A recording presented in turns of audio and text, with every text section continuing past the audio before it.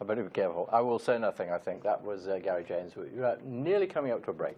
I just want to introduce you to our guest this morning. She's Laura Vitchin. She's from Holland, and she runs the National Sperm Bank in Birmingham. I'm going to talk to you about football, though. I'm sorry about having to say about Holland not making it to Euro 16. What has gone wrong with your country? I have no idea. I think it's lack of teamwork, and because we have got lots of talent. But it's a shame because I can't wear my orange. The good thing is at least I know who to support this time. There's no dilemma there whether I go for England or for Holland. But they were the team that we all looked up to into those wonderful orange shirts, weren't they? I know. Really, are you really intent to ruining my morning? No, it's a shame. It's a shame, and there's a lot to be proud of to be Dutch, but not football at the moment. Fair enough, as you say. So how did you get from Holland to working here then? My then partner decided to move first to Germany, and I followed him, and then to England. I never intended to stay for the time I did, but here you go. I've been here for 25 years. Never lost my accent, never really tried to be perfectly honest. Got my children here and love it, so decided to stay. Do you feel English now? No, I don't think I ever feel English. I'll support the English in many ways, and I think that's the job that I do, but I've certainly accepted and I love it here. Just in a sentence, are attitudes towards things like a National Sperm Bank different in Holland to here? They are different. It's a sensitive subject to talk about at the best of times, and for English people who do tend to shy away from sexual related issues, although it isn't. But I like a challenge. We will talk some more, and I promise not to mention the football team again. Thanks. See you after the break.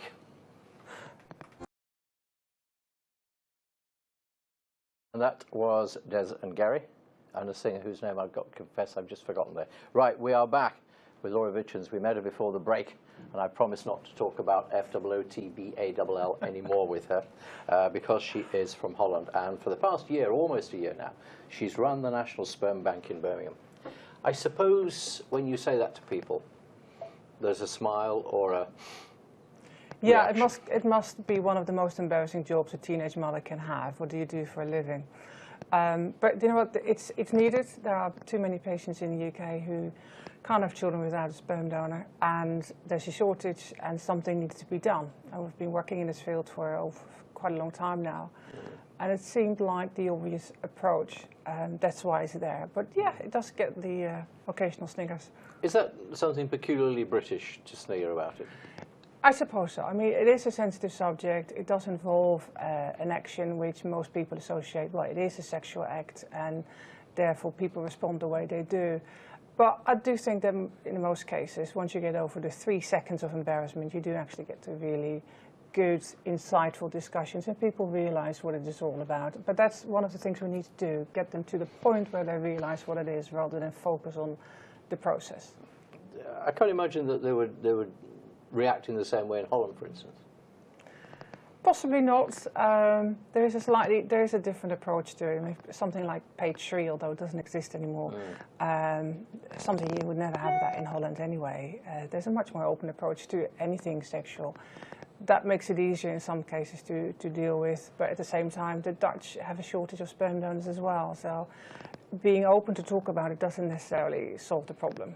Because the figure I remember reading, if I read it correctly, was that in a year there'd only been 9 donors. Is that right? You read the figure correctly, but it's not what it seems. What we set out to do with the Department of Health is proof of concept. We said for £77,000 we will prove that we can run an organisation together with Birmingham Women's Hospital, which is an established bank already, to have equal access for all patients. Proof of concept means 13 to 15 donors within a year. So to have 9 after half a year is actually pretty much on target. Now I think what people need to realise, 9 donors is not going to solve the national crisis, but we never said that was what we were going to do. And 9 donors is about 180 treatments, and it takes about 1,000 guys to pick up the phone and inquire to get to 9 donors. It's a very long, convoluted, complex process. So it's not just a matter that only 9 guys found themselves inspired to do something like this. Do you think enough people know that it's there? No, I think and that's why I'm so grateful being here. I think the majority of people are not aware that they can make such a big difference. And that's one of the reasons why we keep campaigning. It's not a matter of hearing something like this and picking up the phone straight away. We need repeat messaging. We need to remind people this is something we can do by radio campaigns, by being on television, by advertorials. And eventually the penny will drop. So if the word needs to get out there, that's half of the issue. But the other half, presumably, is as you said, it is a difficult process. Why is it so difficult? It needs to be regularly tested. It's difficult because for about 80 to 90% of the men, the quality of sperm is actually not good enough. It may be good enough for their own fertility, for fresh, but the sperm for the bank needs to be frozen, and it's the thawing process that kills it. Also, and this is another issue which a lot of men don't realize, it's not a matter of going into the clinic once and do your thing. You actually have to commit to going about twice a week, 3 to 4 months, and then followed by a blood test. So the whole commitment, the whole process takes about 6 to 9 months, and that's a large chunk of your life. So it is complex for a reason. We need to make sure it's safe. We need to make sure the right guys are committed to it, and we need to make sure that the children who come out of this, who grow into human beings, are as healthy as they can possibly be. Is it a race issue? I mean, are there certain races that just never seem to come, and you obviously need them to? There is something attached to that. As one of the reasons why we decided to go for Birmingham is because it's got such a wide ethnic population. And there are many South Asian patients across the UK, and of course there are many South Asian people in this area. But it is true that some communities respond differently to it than others. For instance, South Asian, we need to be much more community-driven rather than a general campaign. Laura, for the moment, thank you. We will talk some more. Right now, we are going to take a break, and we'll see you again with the weather update in a couple of minutes. We're talking this morning with Laura Vitchens. For almost a year, she's been running the National Sperm Bank in Birmingham. We were talking about the process of getting people involved. So I suppose, I mean, you have to do health checks and all sorts of things with them, don't you? Absolutely. We make sure that we have the medical records for the GP. They need to approve to that. There's a blood test that will ascertain whether they're healthy, free from the usual STDs and some variety of illnesses, which you can only pick up by blood test. There is a psychological test, or it's counselling to make sure that they know what they're doing. Not just at the moment, but actually because they need to commit to being open to the donor offspring by the time they turn 18. So they need to know the long-term implications. So we're talking really special guys here. Because of the, I mean, there was at one time anonymity, but that's not the case, is it now? No, the donor needs to be known to the offspring by the time the donor offspring is 18 years. That's not to say that they will always ask. In fact, it's not to say that they will always know. And it's also not to say that they want to look out for the donor. But he or she, because it applies to egg donors as well, needs to be open for that. What sort of age group are we talking about? I mean, presumably the younger and fitter and healthier, the better? Between 18 and 40, that's the ideal age. What we do see is that the average donor is between 25 and 32, roughly. Typically men who already thought about having a family or do have a family, so can imagine what their life would be like without children and wouldn't want anybody to go through the same. I'm sure there are 18 or 19-year-old men who would be perfectly good health-wise to be a donor, but it's a big commitment for long run, so they will make sure that they know what they're doing. When you say the sort of the psychological test, when you get to that point, do you ever sort of, do their eyes cloud over and they think, maybe this isn't what I thought? For some it is, and that's why exactly these tests are necessary, because even if you mean well at the time, you need to realize this is something for the rest of your life as well. That's not to say that there is a financial or legal or obligation towards the donor offspring, but they do want to know who you are, and they may have questions. And some men think, actually, you know what, that's too much for me, and that's fine too. We're not trying to encourage men to do something that they will regret later on in life. Yeah, I presume then there is quite a waiting list. There are a lot of people who are looking for this support. There are too many people indeed looking for it. Now, if you're lucky and you live in London or in Manchester, then there's not so much of a waiting list, but that's exactly why there is a national bank. It is to have equal access for patients who end up on a waiting list, or have to use sperm from either the US or Denmark, or worst is when they go use internet groups and just hook up with a donor in hotels and in bars, and yeah, it's quite horrific. That actually happens, does it? It does happen, and at some point you can understand it, because people say, well, especially same-sex couples and single women say, I'm not a patient, I just miss an element, I need that. The problem is that that man is legally the father of the child, and you have no idea health-wise and psychological-wise what you're letting yourself into. It's a frightening thought. I mean, that is one aspect of the internet that is not a plus, isn't it? The fact that people can do this. Yeah, and there's no way we can control it either. It's ultimately, you could look at it as a dating site with some sort of benefits, and you can't regulate dating sites either. So all we can do is make users aware that the implications are that the donor is the father. Health-wise, you have no idea what you're letting yourself into, but we can't stop it.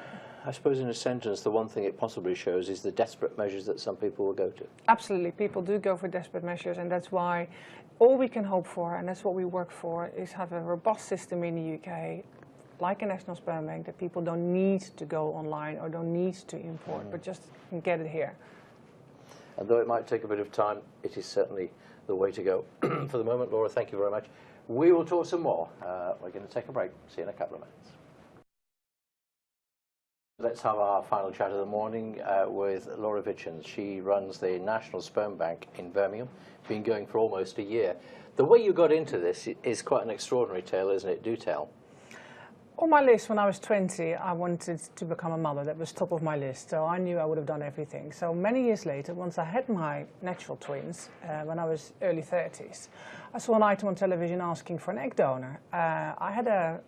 I didn't give it much thought, but that day I had an appointment for physiotherapy. It was early, I saw a sign, fertility centre. I thought, oh well, let's inquire. So I walked in there, said, can I become an egg donor? I'm done with my family.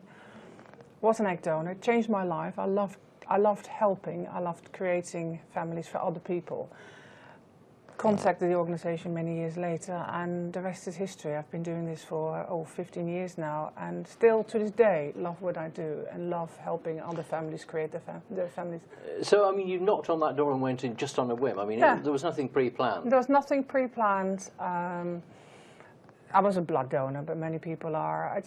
Yeah, it was quite literally that day, the stars were aligned, I suppose. I just wanted to make a difference, and I could. And I do remember the look on their face. Their door did drop, because it's rare, now I know it's rare that somebody just walks in, hi, can I become an egg donor? But that's exactly what I did, and it was quite a momentous day.